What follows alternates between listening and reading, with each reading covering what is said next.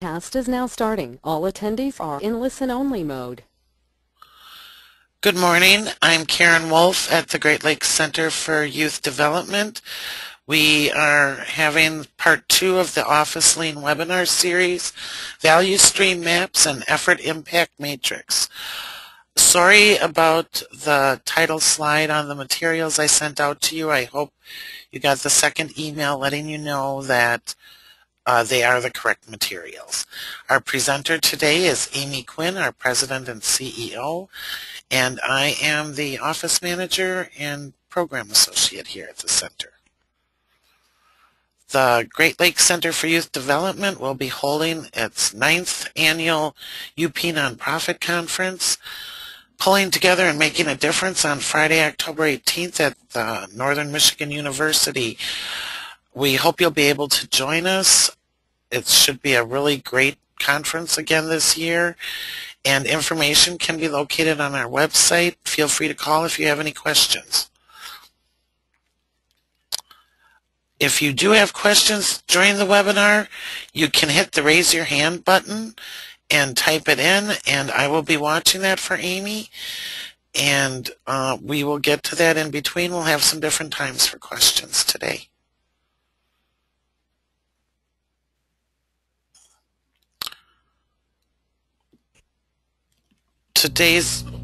Amy, are you ready to go? I am. Thank you so much, Karen. Good morning, everyone. Thank you for joining us. I did send the materials. I want to let you know I don't follow them exactly, so don't try not to get too caught up. The materials are more just for your reference and to jot notes next to the slides in the subject matter that I'm talking about. Hopefully you can see the screen and you can hear me, so you can participate in the webinar and in the learning, without having to rely on the slides. If you can hear me okay, would you please raise your hand? You should have a little icon that looks like a hand, and if you push it once, it raises your hand. You push it again, and it puts your hand down. So if my voice is okay, please raise your hand. If you're having trouble Muted. hearing me, which, how would you know? But if something is wrong with the audio or if I need to speak up, please put that in the chat box. And that way we'll know that everyone's ready to go. This is our second of 4 webinars around Office Lean, so as a little, today we'll begin with a little refresher, and then we will look at the value stream maps and effort impact matrix. And then we'll also, if time is available, we'll go through Frame It, which is another tool when you get ready to do an Office Lean project. So as a refresher, and keep in mind, you can type your answers in the chat box, or you can raise your hand, whichever one. And keep in mind that I want this to be interactive. I want you to type in questions at any time, type in comments or your answers to questions that I ask anytime in the chat box. So, as a refresher, oops, I just gave away the first answer. Too quick on the buzzer there. Foundational principles of Office Lean are based on which culture? So go ahead and type your answers in, which I gave it away, so hopefully someone can type it in. Jeff wins the gold star because he got it in first, that it is the Japanese culture. And we want to keep that in mind because the way the Japanese think about things are different than the way we in America think about things. And I'll build on that as we continue. Okay, so Office Lean is all about identifying this and then eliminating this. Type your answers in, please. Yes, identifying and eliminating waste. You And someone else wrote in identifying value added, and that's exactly right. Value added is similar to the opposite of waste. So either you're creating value or you're doing something that's required, or it is potential waste in the system in your process that you could get rid of. So let's think through some examples. Did anyone, after the last webinar, did anyone think of examples or see simple examples? Last webinar we went over Poka-Yoke. Did you see anything or make any quick changes just based on what you learned in the last webinar? If you did, I would love it if you put it in the chat box. You could also raise your hand. But as an example, what are some of the examples for waste? What do we mean when we say waste?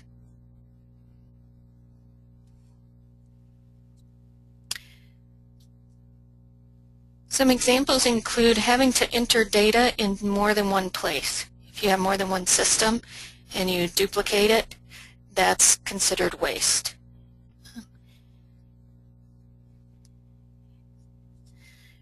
And I'm waiting to see if there are other examples. And to refresh your memory, what we talked about on Poka-Yoke was what we would consider, it's a slang term really in Japanese that's basically the essence of it means dummy proof. But keep in mind in Japan they esteem their people, and they're not saying that their people are dummies and so they need these things. Rather what they're saying is they want processes that are so great that people can't fail, and so people feel good about the work that they're doing. And it frees your mind up to think about the more important things. For example, at the bottom of the page is a gas cap tether. And how wonderful is it that we have those so that, like last week when I drove off at the pump and forgot to close my gas cap, I didn't lose my gas cap, it was still there. So my mind obviously was on more important things. I'm glad I don't have to go and get another gas cap. Did anyone else come up with ideas of Poka-Yoke, or did you see opportunities to make little changes around your workplace? Please type those in as we go forward. And keep in mind you can type them in at any time, and we'll try to incorporate that into the discussion. I am going to stop. Oh, someone wrote in checklists and guides. Excellent. Yep, checklists are a great Poka-Yoke, so you don't have to remember it every time what you need to do. And having operations manuals and guides for consistency. So I'm going to stop at this time and see, are there any questions? Because some people may not have been able to see the first webinar. If you are completely lost, please type in the chat box. And if it's a fairly long question, or if you think it may take a little while for you to type, I don't want to cut anyone off, so please, if you're planning on putting in a question, please raise your hand so that we don't cut you off. I'll give just a little moment for either a question to come in or a raised hands.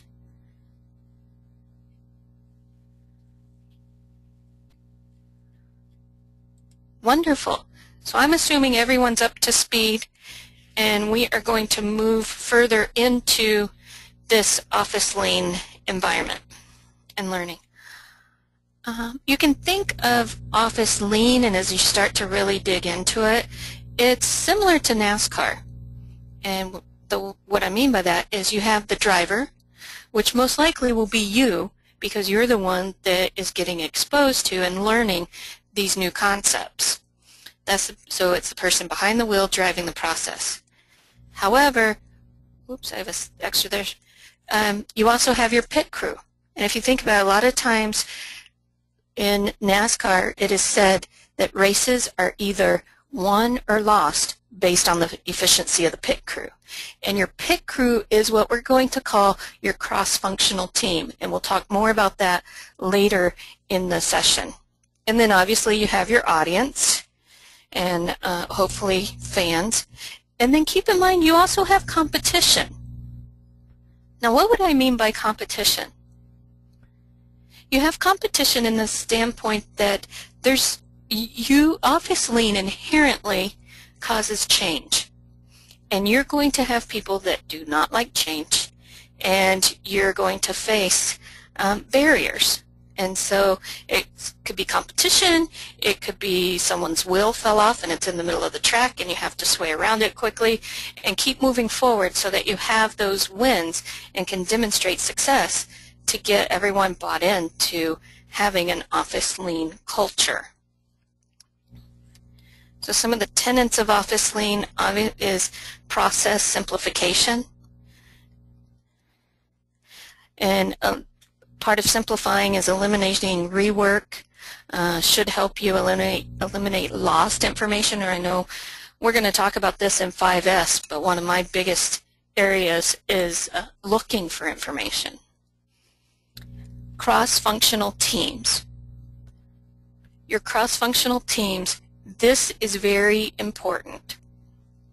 You want the viewpoint of several different people, and that can include your staff, it can include board members, volunteers, some of your customers or clients or consumers, and even a trusted donor or funder. We'll talk more about cross-functional teams and their purposes as we move forward. A part of the cross-functional team and why you want various people to be on the team with you is you want to ask the people who do the work. And in Japanese, this is called Gemba. And Gemba is basically go to the source. So ask the people who do the work because they're the most expert resource for you about how the work is done and can help you identify what areas of waste may be. And obviously focus on the critical areas and then also focus on the voice of the customer. And that's why I said add a customer to your cross-functional team. But then also, once you create your value stream map, which today you'll learn how to do, you want to take a step back and say, from the customer's perspective, how does this look? And your customer can also be your coworker. But from the overall process of who really gains from this information flow, what does it look like and how efficient is it? So value stream maps, they are tools used to document, analyze, and improve information. It provides a visual roadmap. It's used in flow of information. And it's also in processes. So processes required to deliver a service, materials required to produce a product. Most of us are service deliverers, and so the materials required to produce a product doesn't apply to us as much, but I wanted to make sure and keep that in because that is part of a value stream map for some organizations. And I see that Bobby has a question or hand raised, so I will try to unmute Bobby. Bobby, would you like to ask a question or make a comment?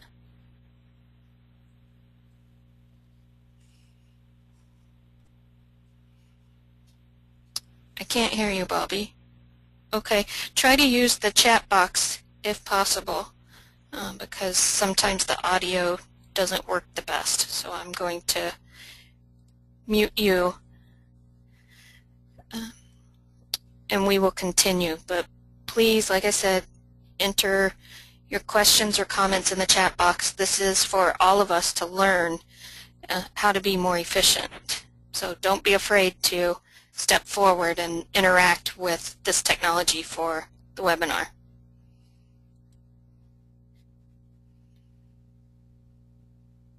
Someone wrote in, and this is a really good way to look at it also, in addition to the flow of information, materials can be resources to produce a well-served client, which could be your product. So flow of information that leads into materials that really help the client better understand your services, take advantage of your services, or be helped by the materials that you provide the client. Excellent example. Thank you, Ellen. And so with value stream maps, how might they be used in your offices? In other words, what types of processes or information flows do you have in your work? And Ellen gave a great example, materials. Creating materials for either education for clients or materials to help them better understand your services, how they can help themselves. So think about, what would you create a value stream map around? And it's okay that you have no idea what it is. Think about, the key is to get you thinking about what are some of the processes you use in your office. What are some of the flows of information that happen between people in your office or between your staff and your customers, or you and your board members or your managers? Type in a couple of chats to let me know, how would you use, how would you apply what you're about to learn? Which seems a little backwards, but I want to make sure you're thinking about Office Lean, waste, how you would use this as we move forward. I also want to see if this is feeling completely Greek to you, or if you're tracking with me.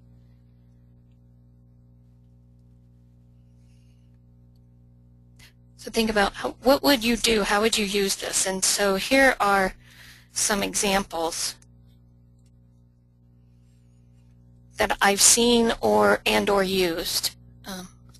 Could be office supplies, either tracking your inventory, who can order office supplies, how does it get ordered, what is your process for sending out mailings,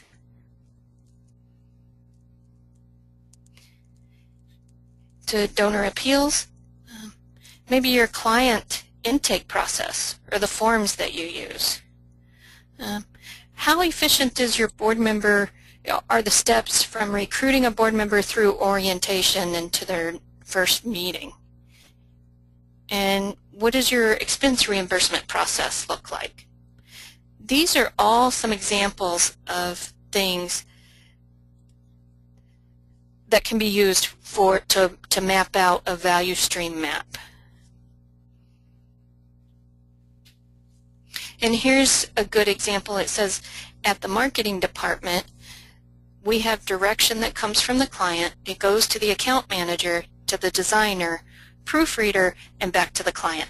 That is an excellent example for value stream map. From the time a client places the order or meets with one of the marketing department staff, they place the order to the time that it gets delivered back to the customer. Someone else wrote, start with a flow chart plus who's involved at various steps, and that's exactly right. You're jumping ahead of me. That's exactly what a value stream map is as far as starting with that. Here's a general picture of value stream mapping, and it's very similar to what the marketing department example was, where a customer places an order, and then you see all the different steps in the order and how long they take. And so customer places the order and then they say, well, I finally got it, but why did it take 30 days? This is a very pictorial view of a value stream map. Most value stream maps look more like this, like a flow chart or a Visio graphic. This is a sample value stream map. So this is what we're going to work towards, and I will show you step by step how we go about creating them. Are there any questions?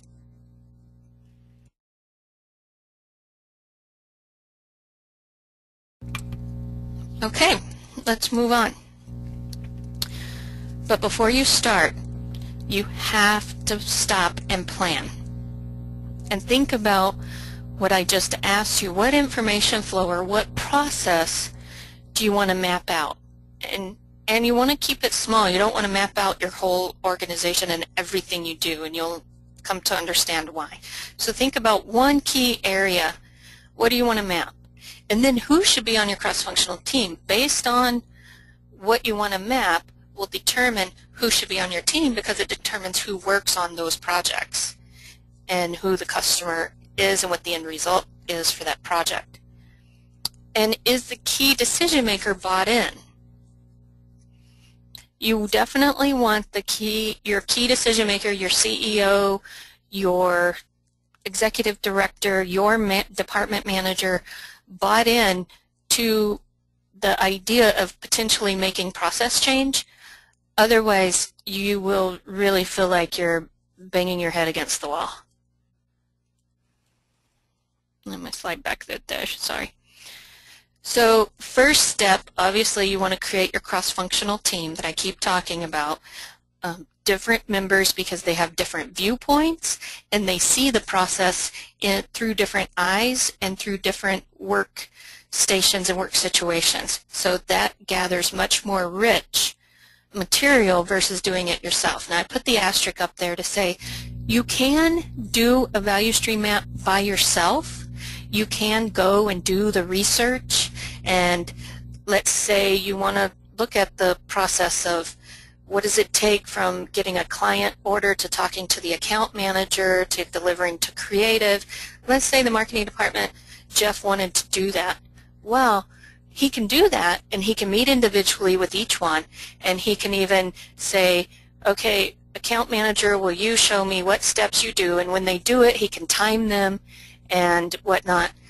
However, that's a lot of work on your shoulders, plus it's not as accurate as if you have everyone there at the same time.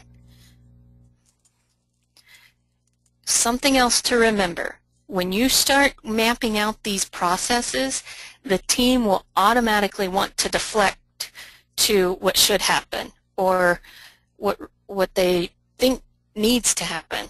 Because this is, in a way, and you need to prep your cross-functional team that we're going to be doing this. And remember, Office Lean, the principles from the Japanese culture, it's about the process. It's not about the people. So it's not who does right or wrong. It's about the process. And you want to look at the current situation, the good, the bad, and the ugly, get it all out there. You can't change it if you're not honest with yourselves. And so use the current situation.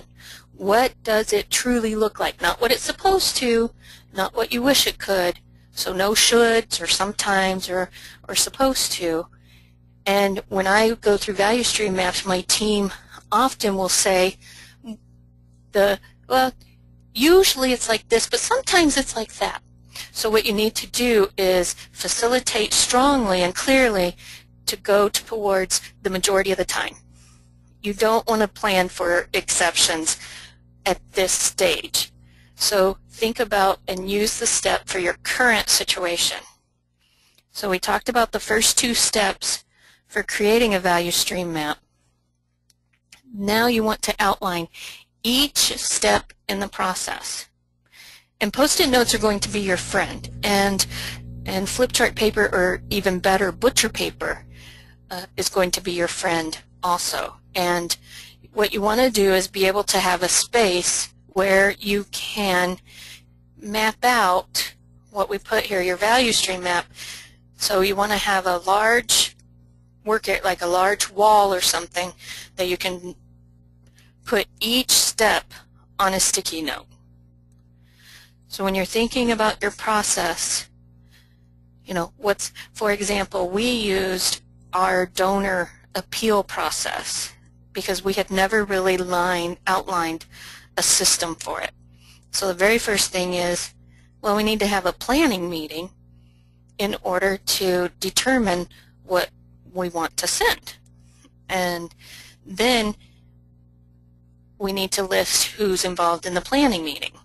Then we need to determine what type of contents in that planning meeting, what type of contents we want to have. Then we need to select, who's going to make which content. And so each step, and you're going to be in Post-it note heaven or hell, whatever you view of Post-it notes, but each step gets on a Post-it note. That's really important, because then you also come together and you look at it, excuse me, and you, at times teams will say, no, really, we do this at the same time as that. Or, no, usually, the majority of the time we are creating content before we really have the planning meeting, because we get the cart before the horse. Here again, you want the reality of the situation, your current situation.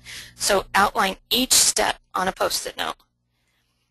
And then on the butcher paper, once you have consensus that this is the process as it exists, then you want to put on the butcher paper the time for each step. How much does each step take? Each sticky note, and then also how much time exists in between the sticky notes. And then you want to fill in additional time if needed, such as inventory supplies and keeping track of that. And then gain Gemba consensus. In other words, make sure that the cross-functional team agrees with what's on the butcher paper and the whole big picture of creating a value stream map, and that the people that do the work agree with, yep, this looks right.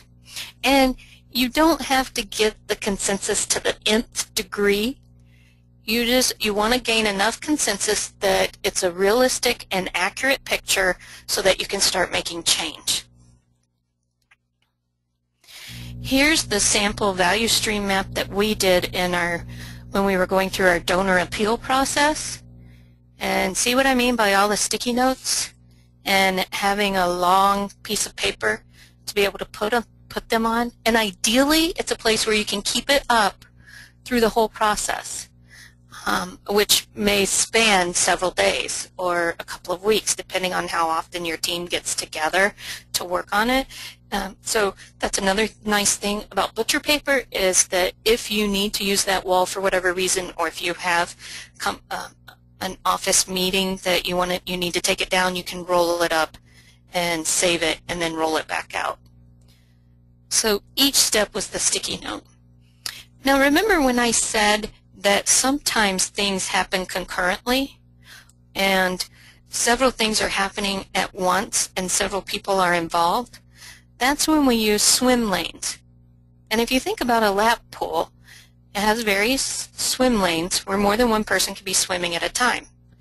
That's what this is demonstrating. If you see on the far left of your screen, it says JWO, and then below that it says AG, and then below that KW. Those are the people that are involved in the process, and each of the yellow sticky notes are what happens at that given time. So if we would have been more neat, I suppose, in our process, you would actually see columns that would be each step.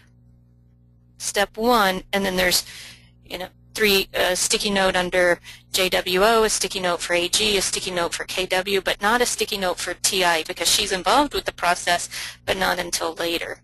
So it would be in columns very similar, closer to the right side of the page. We were getting more organized there on the right side. But you can see why you want it on sticky notes, because it gets rearranged quite a bit while you're having those discussions. Now, I have just filled you with a lot of information, and so I'm going to pause at this time to let you think about, okay, what process might you want to map? What would it, in your mind a little bit, what would it look like? What would the steps be? Who do you want on your team, or who should be on your team? Just to kind of take in all about value stream maps, and then also give you an opportunity to ask questions.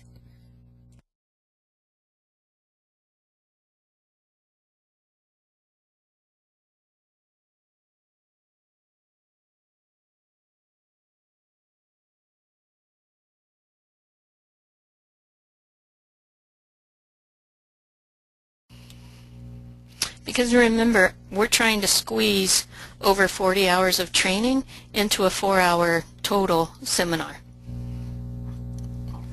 So unfortunately, you all are drinking from the fire hose.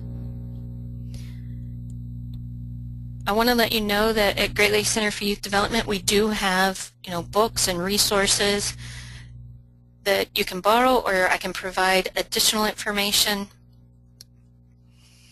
if needed. So I don't want you to feel like you have to get it all in this one webinar and you have to leave knowing exactly how to create a value stream map and not have any questions about it.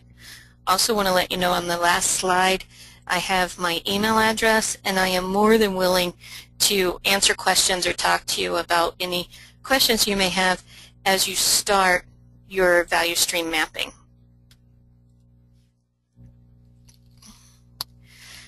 So now, I asked you before we started the process, or before we started digging into what a value stream map is, what project you may want to do with a value stream map.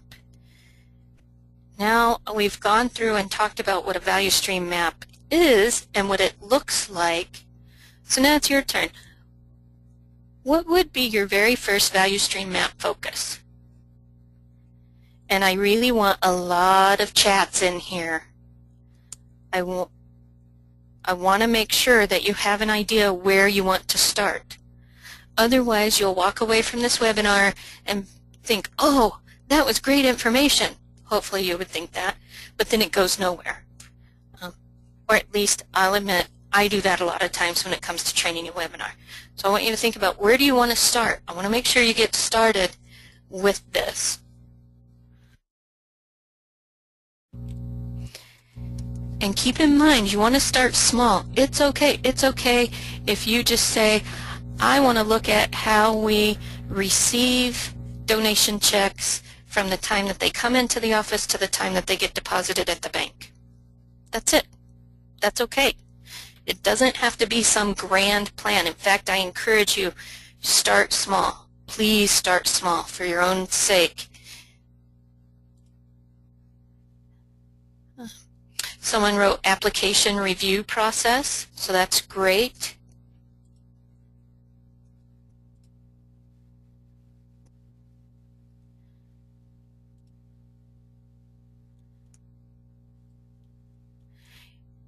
And you want to be more efficient with the process to save customer money. That's exactly what Office Lean is about. I love that you think in terms of saving the customer money, because a lot of times it's thought in the context of saving yourself time or overhead cost, but thinking about passing that along to the customer is a great thing. And Loretta, I'm sorry, I accidentally deleted yours when I went to click on it, so I can't read yours out loud.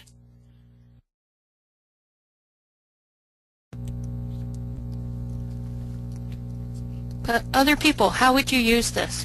Do you need to take a look at your hiring process? Are you getting ready to, or do you know you need to expand your team? Do you have all your HR processes in place? Even if you have your processes, do you want to take a look at it to see maybe you can be more efficient and save you time while you're hiring your new team members? Here's a good one, the process from placing orders for supplies through paying the vendor. And someone asked, would a customer referral be one? Darren, I don't want to put words in your mouth, but let me see if I'm phrasing this correctly. A customer referral would be a great value stream map focus, assuming that you have more than one person on your team, and so as a customer referral comes in, you look at the referral, you think about which team member should answer it, you look at what the answers, what the referral would like, what services they're looking for, and then making sure that that gets followed up on, and you have a new satisfied customer. Let me know, Darren, if I'm on track with that. But that's a great one, and actually I need to write that down for GLCYD from either a new customer a customer referral or a request for information.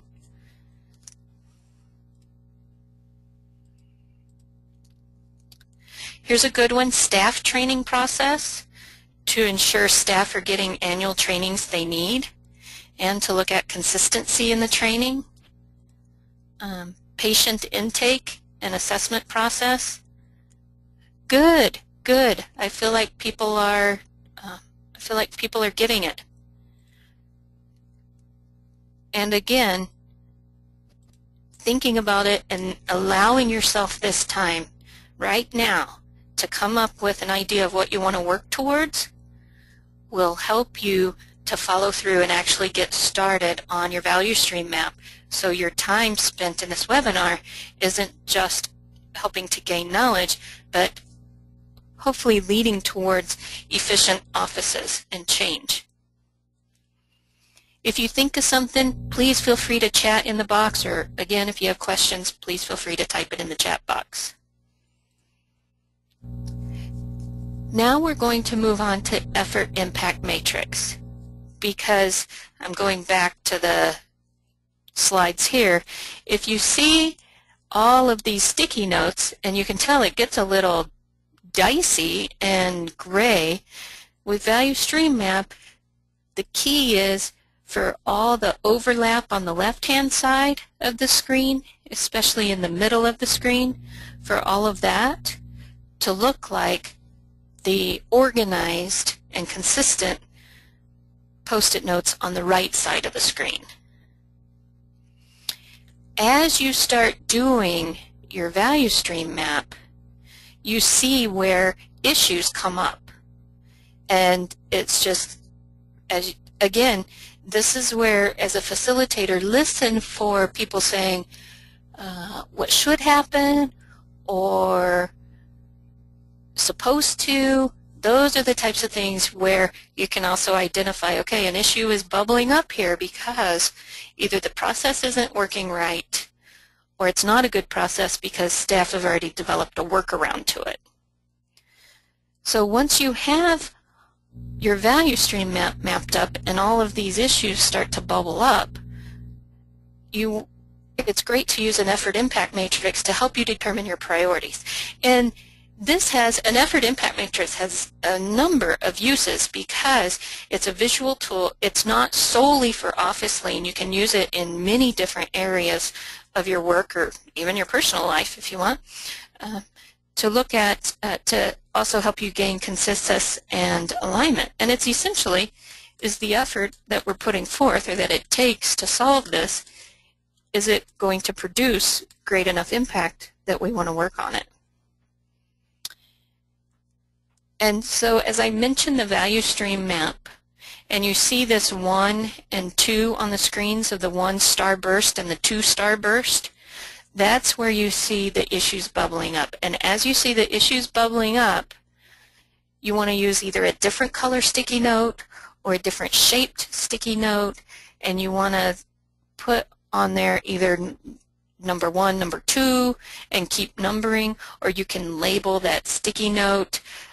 Okay, we have way too many people that can order office supplies, or we're having to enter client information and requests into several different databases and communicate to several different people.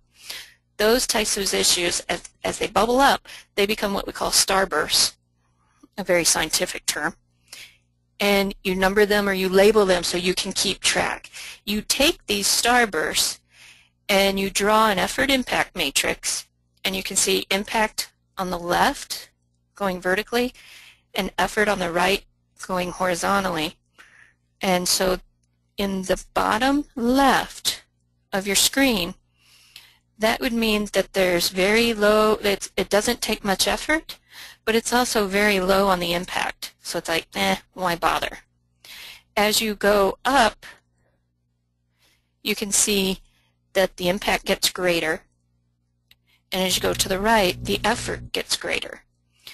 So from our value stream map, we took issue number 1, And let's say issue number 1 is that we have too many people being able to order office supplies, so we just can't keep track of everything, and we're issuing reimbursement checks like crazy.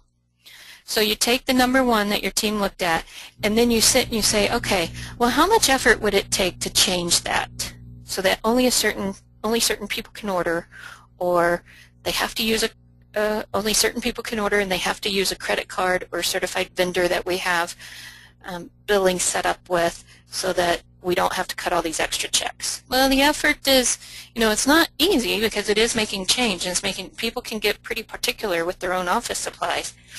But what impact would it have?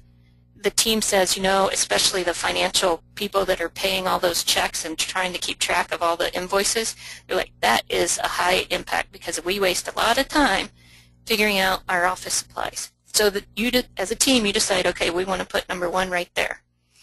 And then we have Starburst number 2. And maybe it's, okay, we're entering, let's keep the office supply example going. I'm having to enter information into the financial situation and then turn around and line up all the paper invoices and yada yada. So then you say, okay, well, number 2, the effort, that's really large. What kind of impact would it have? Medium. And you do the same when you come to Starburst number 3. You can see Starburst number 3 is, it doesn't take much effort, has medium impact, so yeah, you probably want to do that. And you look at number 4, has quite a bit of effort, may have more than average impact. And you keep doing that for every Starburst area that bubbles up. You don't limit it to 4. You capture everything from the value stream map. I have seen ones that have 10, 11, 15 Starbursts, and that's okay. If you're going to if you start bubbling up several, you probably want to label the actual sticky note what it is instead of put a number to it, because then you can take the label and put it on your effort impact matrix. That, or you want to keep a record of, okay, number 1 is the number of people ordering office supplies, number 2 are the financial processes for matching invoices, and that way so you can keep track of what everything is. But you don't limit it. Just as many Starbursts that come out, you grid them, and you gain consistency as a team how you want to grid it. Now, if you see the first column where the dotted line is and to the left where it says impact, the effort is small. The effort is small. It has some impact on your business. It can make a difference. So that's the first column on the left. We say just do it. That's your just do it column. Make the changes, communicate with everyone, and roll with it. Your middle one is, in our class, what we call the project. In other words, in order to get our certificate, we had to do a capstone project where we had to go through the value stream map, make the changes, create the current process, and then measure it to see what our results were. And those will be in later webinars, in the Kaizen and Metrics webinar that comes up next. So project means, okay, this isn't as simple as a just do it. It will take several days or whatnot.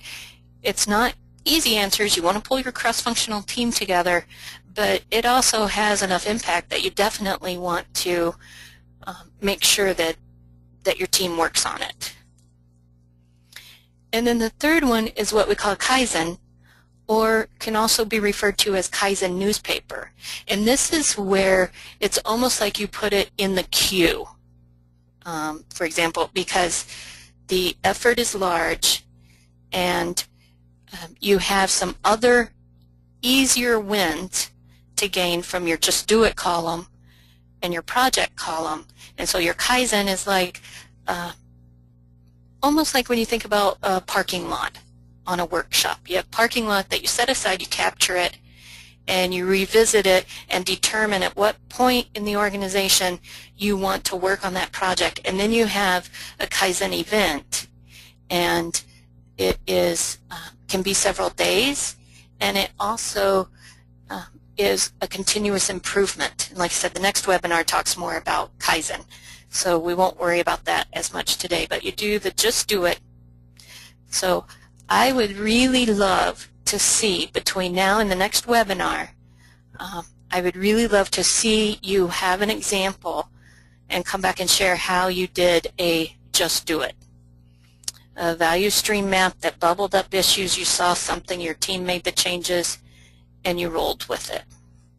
And what I mean by team making the changes is, let's go back to the, here, the value stream map. This is the current state.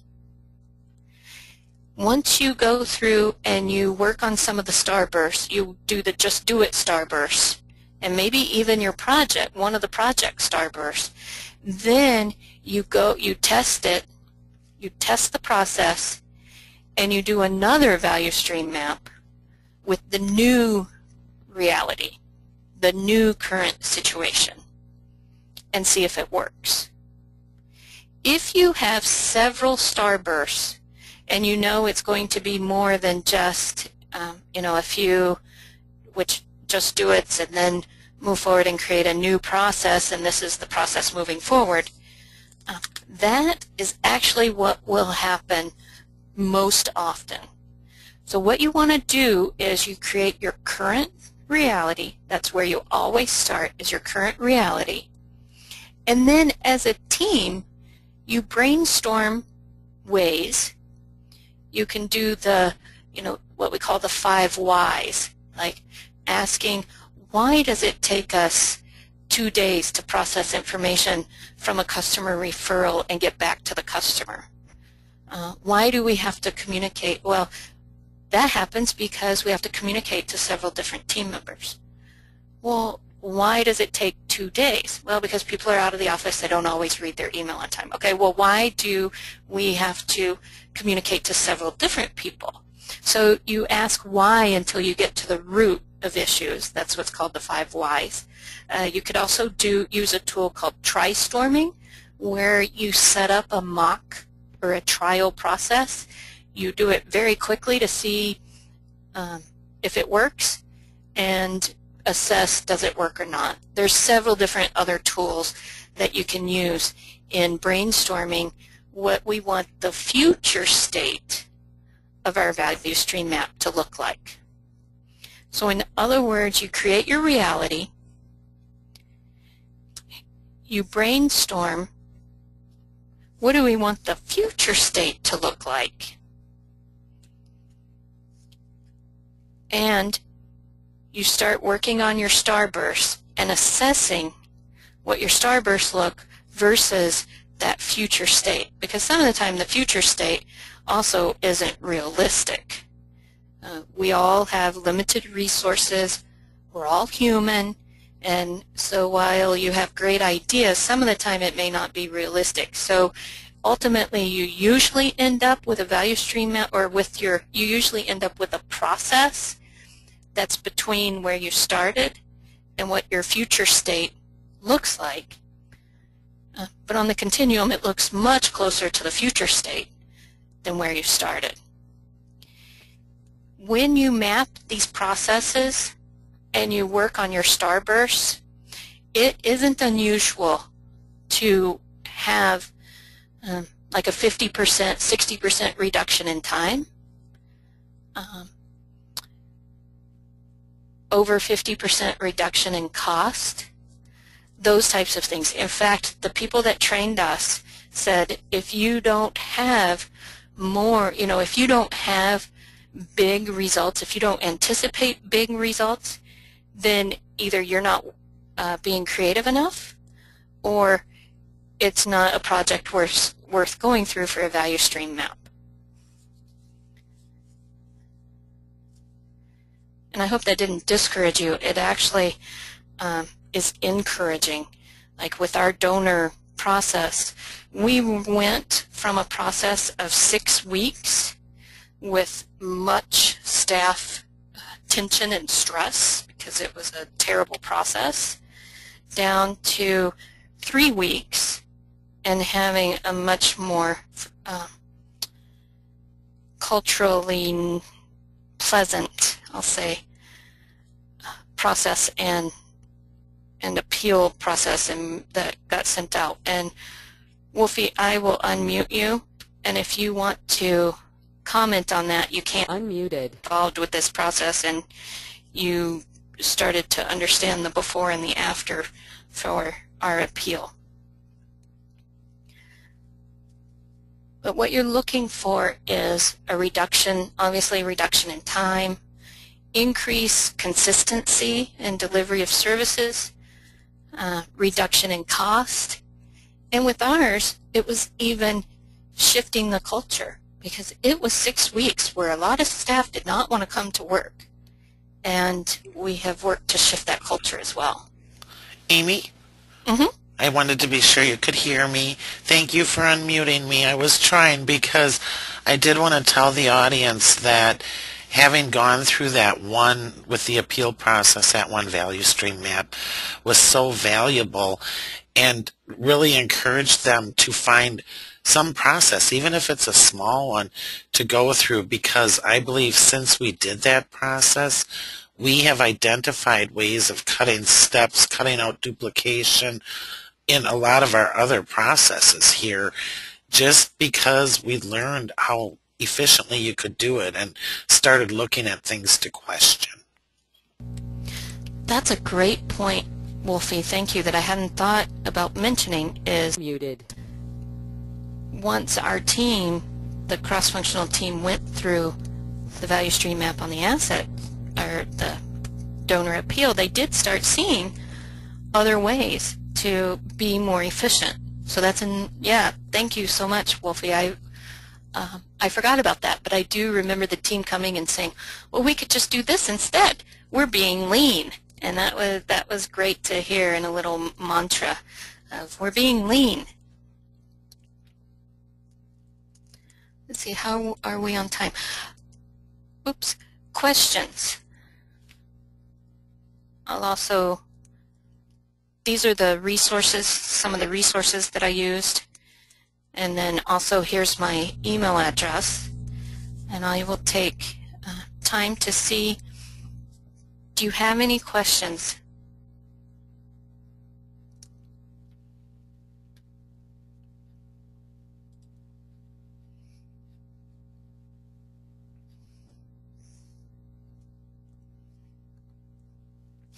Okay, I don't see any coming in or any hands raised. So with that, we still have about 5 minutes. So I will quickly go through a tool that I said if we had time we would do, called Frame It. And this again isn't simply it's not simply an Office Lean tool, but if you think about, Frame It, it's a picture frame. You can see the picture frame here. And if you think about the project you want to do, so, the value stream map that you want to do, you want to focus on your client intake processes. That's what you want to focus on. That's your picture frame. And so if you look at the picture frame, what's inside the picture, that's what you want to focus on. That's what we call your scope of the project. In other words, from the time a client comes into the door to the time that they are ready to receive services, or till the time they receive their first service, that's our intake process, our patient intake, however you want to define it. But be very, very clear what's in scope. And then anything outside of the picture frame is what you would want to consider out of scope. And this is very important for getting clarity around what the project is. And so you start looking at, here again, your sticky notes are your friends, what would be in scope and what would be out of scope. For example, with the patient intake, in scope would be the forms that you create or the computer systems that the forms on the computer or paper forms that you use for your patient intake. What may be out of scope is mail marketing systems in order to get more patients. And you start putting more sticky notes around, okay, this is what's in scope, and then this is what is out of scope. Because at the end, when you do your value stream map, for example, I had to keep reminding our team, our value stream map was around the time we start planning for a donor appeal until the time it gets mailed out the door. And people would say, well, what about when the donation comes in? Or what if we, how do we do that? And I'd say, that's not part of the project. That way you also have a clear process, what you're working on, and clear scope of what to measure. Because you will have people that will come back and say, well, yeah, but you didn't do anything about that, or this, or the other. And you can go back and say, that wasn't part of the scope. We'll work on that next. And so it's a way to be, it's a very simple tool. It's a way to be clear as the team. And the end scope is what you want to communicate throughout the organization. This is what we're working on. And that's what you want to get buy-in from the manager and that type of thing. These are what we're working on.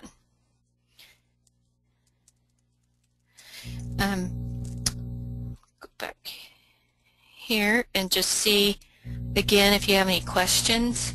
You all should have received the materials, so feel free to email me if you have questions. I know this was a lot of information to think about in one 1-hour webinar. However, take the processes that you typed in and that you thought about to do a value stream map, gather a team and start working on a value stream map. And don't worry about being right or wrong so much as far as, am I doing this process correctly, or am I identifying the right sticky note in the right place? Outline your steps.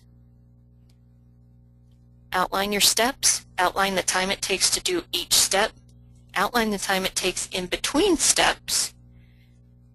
And start looking at and mapping the starbursts or the troubled spots that come up to see how you want to improve it.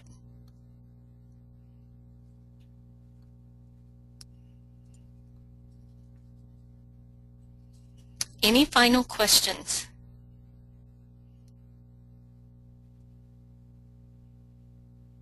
With that, I want to say thank you very much. Thank you so much for attending. We'll get a little deeper next webinar. So I really hope you keep looking for areas of waste, very quick and efficient Poka-Yoke things that you can implement, ways you can make changes around your office, and also start and or complete a value stream map and start seeing where your starbursts are. Thank you, everyone, and have a great day.